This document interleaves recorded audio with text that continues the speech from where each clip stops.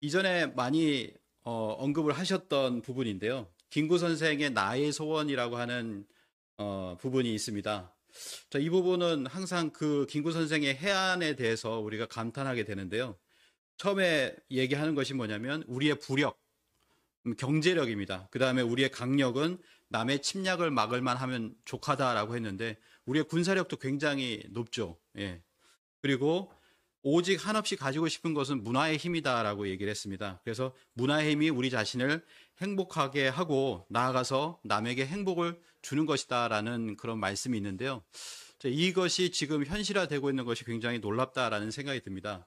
이거를 이제 크게 얘기한다면 하드 파워와 소프트 파워라고 이제 이야기를 합니다. 소프트 파워라고 하는 것은 지금의 문화의 힘을 얘기할 수가 있겠고요. 하드 파워는 그런 경제의 힘, 군사력이라든지 이런 것을 얘기할 수가 있는데요. 이것을 이제 소프트 파워에 대해서 조사를 해보니까 이제 중국하고 많이 이제 비교를 합니다. 중국은 양쪽으로 이 문화의 힘, 소프트 파워를 늘리려고 하고 있는데 점점 더 이렇게 하락하고 있고 우리는 점점 더 올라가고 있는 그런 모습들을 이렇게 보실 수가 있고요. 두 가지를 한번 비교를 한번 해봤습니다. 하드 파워에 해당되는 이제 경제 규모로 봤을 때 우리나라 보통 10위에서 12위 이렇게 이야기를 하고요.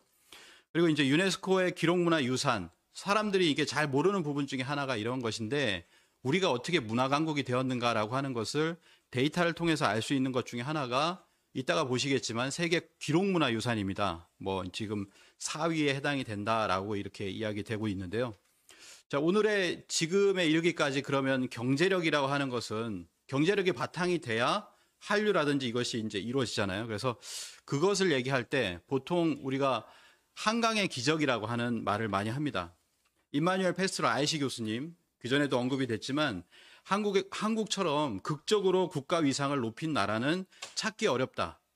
정말 이제 전 세계 뭐 200개 국가가 있다고 하는데 이 중에서 이렇게 뭐 한 세대, 두 세대가 지나도록 이렇게 극적으로 국가 위상을 높인 나라가 없죠. 그래서 지금은 선진국이라는 말을 썼습니다.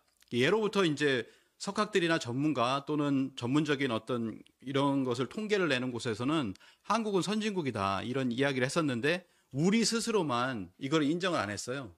인정을 안 하고 그럴 리가 없다. 우리는 개발도상국이다 이렇게 이야기를 했는데 많은 분들이 선진국이라고 이미 얘기를 했지만 이번에 이제 K 방역을 보면서 정말 선진국이구나라고 하는 것을 우리 스스로도 각인하게 되었다라고 생각을 합니다. 그래서 보면은 이제 국가 브랜드도 지금 국가의 개인도 브랜드가 있잖아요. 근데 국가의 브랜드가 10이다. 뭐 지금은 이렇게 이야기를 하고 있고요. 또 이번에 K 방역을 통해서 뭐냐면 이렇게 얘기합니다.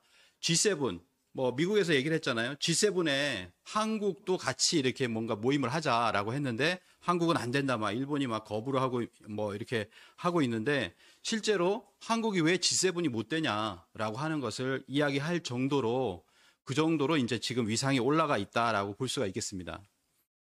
뭐 이제 여러 가지 이제 얘기할 수가 있는데요.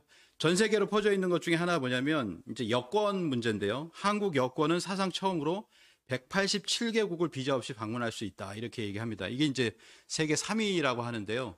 그 정도의 어떤 위상을 가지고 있죠. 또 하나는 뭐냐면 여기 계신 동포 여러분들입니다. 전 세계에 750만 명의 이제 해외 동포가 있는데요.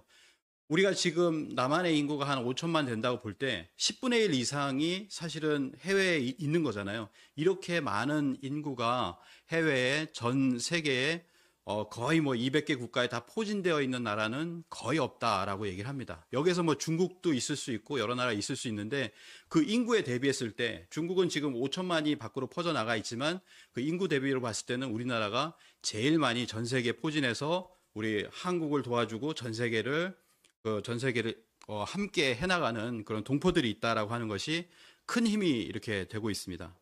그래서 제가 해외에 나가서 그 작년인가요?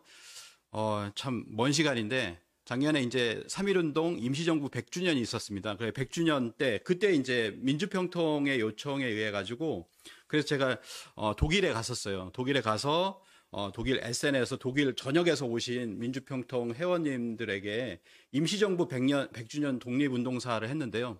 이때와 또 그 전년도에 갔었을 때 또 그 독일이라고 하는 곳은 그 1세대가 그 광부 또 간호사 이런 분들이잖아요. 그런 분들이 한 2만여 명이 나가셔가지고 우리 경제에 이렇게 도움을 주시고 그 지역에 유럽에 이렇게 안착하시고 또는 미국으로 이렇게 넘어가기도 하시고 이렇게 하셨는데요. 그래서 제가 강의를 하기 전에 먼저 이렇게 절을 했습니다. 절을 하고 너무나 이렇게 감사한다. 그 이런 어떤 우리의 어떤 경제 부흥 그거에 큰 어떤 어떻게 보면 이제 희생이라고 볼 수 있겠고요. 그렇게 큰 어떤 도움을 주셨던 그런 1세대 분들이 있었기 때문에 지금 우리가 있다라고 하는 것을 말씀을 드리고 이렇게 시작을 한 기억이 있습니다. 그래서 이제 한강의 기적을 이루고 지금 뭐냐면 한류 팬이 전 세계 1억 명이라고 해요. 1억 명을 넘어섰습니다. 사실은 지금 넘어선 상태인데 1억이라고 하는 것은 실제로는 그 저변에서 옹호하는 그런 분들까지 합하면 수억 명이 되리라고 이렇게 생각을 하는 그런 한류 팬들이 있습니다.